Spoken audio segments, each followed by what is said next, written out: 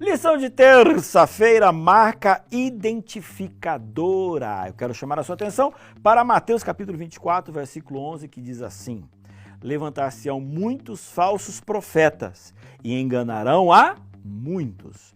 E esse assunto a respeito de profetas falsos é tão interessante, tão importante e tão perspicaz que Jesus agora, ele repete de novo no versículo 24 e diz assim: porque surgirão falsos cristos e falsos profetas, operando grandes sinais e prodígios para enganar, se possível, os próprios eleitos. Que coisa impressionante, né?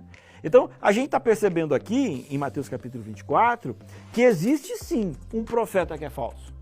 Existe, inclusive, um profeta que faz sinais. E ele é assim tão perspicaz, ele é tão assim ardiloso, que as pessoas vão falar assim: não, mas calma aí, é o profeta de Deus, olha só, ele cura, ele faz milagres. E aqui a Bíblia está trazendo e está dizendo que ele, inclusive, olha ali, ó, se possível, vai enganar até mesmo os próprios eleitos. Ou seja, eu preciso estar de olhos abertos, prestar atenção, fazer a prova do profeta para ver se ele é um profeta verdadeiro ou um profeta falso. Acho que amanhã a gente vai falar um pouquinho mais a respeito dessas características do verdadeiro profeta. Bom, quando a gente olha para a história, a gente percebe, principalmente estudando Apocalipse, que teve um período que foi um período assim de silêncio. Foi um período em que a verdade, ela sofreu, ela foi perseguida. Isso está basicamente colocado em Apocalipse capítulo 12.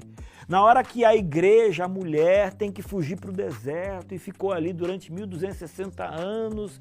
E foi um período assim muito difícil. Foi um período em que poderes religiosos, em nome de Deus, jogaram a verdade no lixo. Mas existia uma profecia dizendo que depois que esse período passasse, aí então Apocalipse capítulo 12, versículo 17, diz o seguinte: irou-se o dragão contra a mulher e foi pelejar com o restante da sua descendência, os que guardam os mandamentos de Deus e têm o testemunho de Jesus. Aqui nós temos duas características do povo de Deus nos últimos tempos. São aqueles que guardam os mandamentos de Deus, ou seja, é um retorno. Lembra que eu falei? Poder religioso no passado, pegou as verdades bíblicas, jogou no lixo. Então, esse povo, desse momento final, remanescente, ele pegaria a lei de Deus novamente e a colocaria no lugar que ela deveria estar, que é um lugar de respeito. E juntamente com a lei de Deus, existe o quê? Existe o dom profético.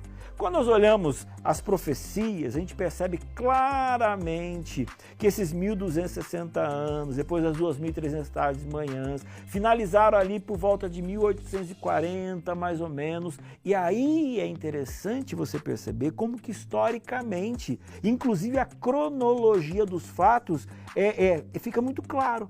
Exatamente no final dessas profecias, surge um movimento adventista aonde tem em uma mulher chamada Ellen White esse dom da profecia, que é o quê? Que é o testemunho de Jesus.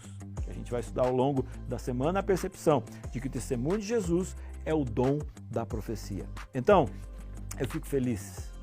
Eu fico feliz porque quando eu olho para a Bíblia, eu percebo que a Igreja Adventista do Sétimo Dia não veio por acaso, mas ela tem uma explicação, um entendimento e a sua certidão de nascimento dentro das próprias profecias da Bíblia.